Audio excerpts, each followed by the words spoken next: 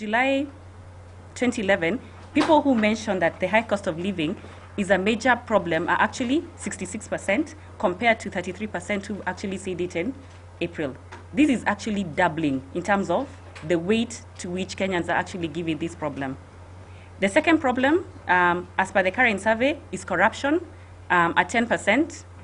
And if you look at the margin between the first problem and the second problem, it is a very big margin.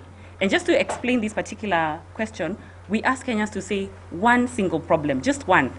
So even though corruption comes second, it means that the high cost of living is given more weight as compared to the the corruption. Then the third one is actually unemployment. How do you rate the overall performance of the coalition government over the last 3 months? And I've trended it from July 2008 to actually July 2011. And you can see it oscillates up and down, up and down. But let's look at December, March, and July 2011. In December, it was actually 65% of the people saying that they approve the performance of the coalition government. In March, it was 63%, and in July, it was 47%, a gradual decline. And we were wondering, why are Kenyans feeling that the performance of the coalition government is not doing well? We would link some of these things to things that we are seeing being discussed a lot on the media and various things, and this would include things like delays in the constitution.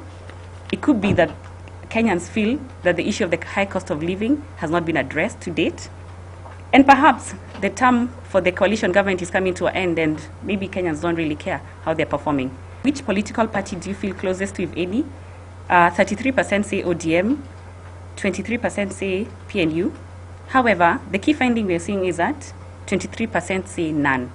So we're finding Kenyans less and less attached to political parties. 23% is a big number in terms of people who are not affiliated to any political party. If you look at the trend in terms of political party affiliation, if you look at the yellow line, which is at the top, which is for ODM, in terms of Kenyans feeling closest to that party, there's been a decline. PNU increasing, but not significantly. And none, in terms of those people who are not affiliated to any political party, is actually increasing. Where would you vote for this particular presidential candidate? And we've come up with, not we, actually the respondents came up with quite a number of attributes that they see are important for a presidential candidate. The first one, and this is actually verbatim as per the respondent said, one who has good leadership skills. The respondents would probably say somebody who's visionary, responsible, principled, hardworking, courageous, impartial, authoritative, and so on and so on. A person of integrity, somebody who's not corrupt, somebody who's transparent and trustworthy.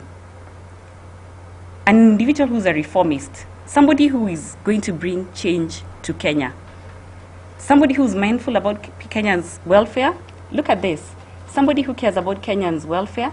Somebody who addresses the issues pertaining to the high cost of living. So Kenyans are looking for somebody who will benefit their standards of living. Somebody who's developmental conscious, has good ideas, and most importantly, has a development record, meaning that he or she is action-oriented. The last one is somebody who's young. Young means not necessarily the youth, but the newer generation of politicians. So quite a number of attributes were listed, but these are the top 6 that we've actually identified in terms of what Kenyans are looking for.